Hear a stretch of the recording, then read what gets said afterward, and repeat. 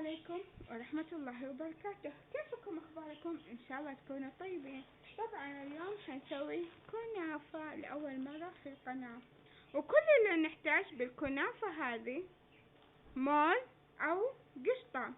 وعشان نسوي القشطة هذه جبنا قشطة بلدية وحليب نشا، وكمان نحط القشطة عشان نعزز الطعمة، وكمان إضافات من عندي جبنة كريمية، أي نوع جبنة كريمية عندكم.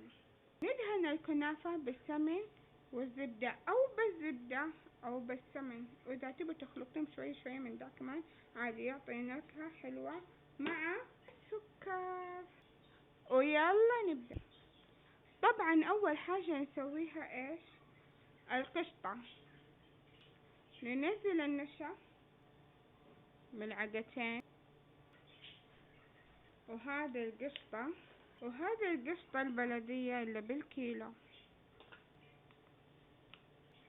ونحط كم حبة جبن. اتحذفت اللقطة، نحط الجبنة الكريمية والحليب والسكر وموية حارة والفانيليا. طبعا زيت موية حارة شوية، نقلب بس يتقل شوية ونبدأ نشتغل فيه. في الوقت اللي حطيت القشطة على النار أبدأ أقطع، وتقدروا تطحنوا كمان. أخلص كل الكمية وأرجع لكم.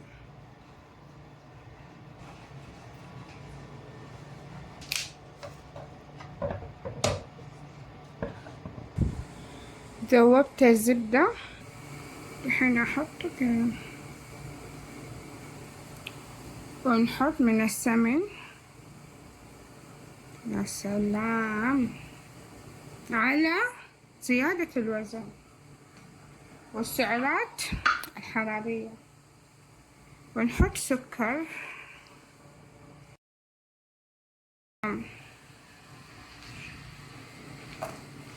كده. حاولوا تفكفكوا أكتر شيء أو تفركوا.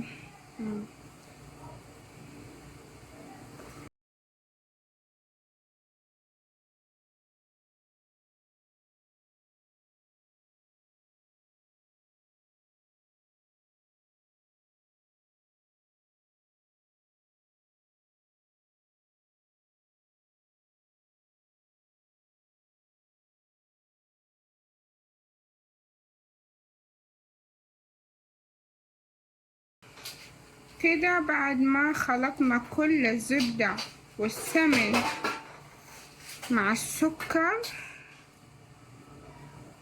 بالكنافة، شوفوا كيف. يا سلام ريحته تجنن. كيف القشطة خلاص جاهزة.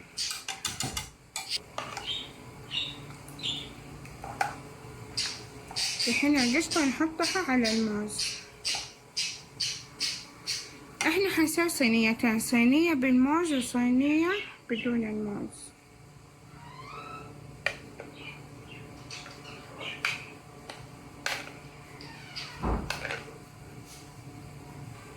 كده يا سلام. لا طبعا أمي مرة تحب الكنافة بالموز، مرة تحبه، فسويته عشانها. نحط الزبدة وندهنه، بعدين كده واحنا بنحطه كده نحاول نسحبه، نحط في الصينية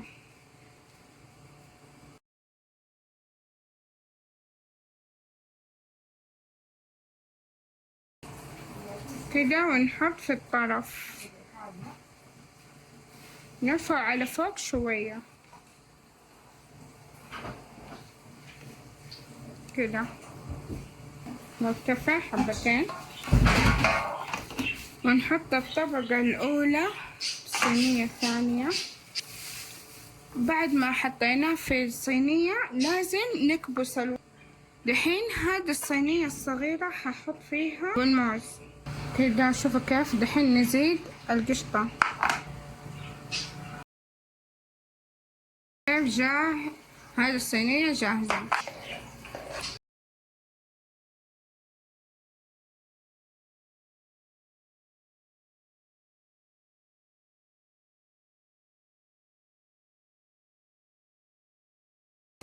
وكده بعد ما سوينا صينيتين خلصنا، بس نكبس كبسة بسيطة.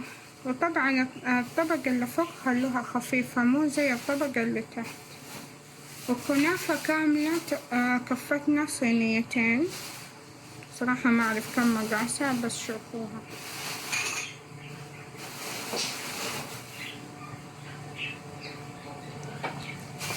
هذه أكبر. كده بعد ما خلصنا الصينيتين وندخله على فرن، والفرن لازم يكون حار. يلا نعرف انه سوا بس من الاطراف يحمر. دحين ولعت من فوق بس اخليه شوية واطلعه. وكيف شكله ولونه، يا سلام ذهبي. شوف كيف هنا، يا سلام. لا دحين نحط الشيرة وهو حار. هنا الشيرة جهزناها.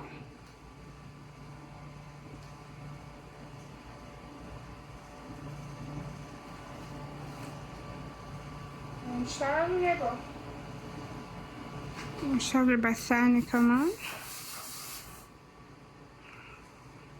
خلاص.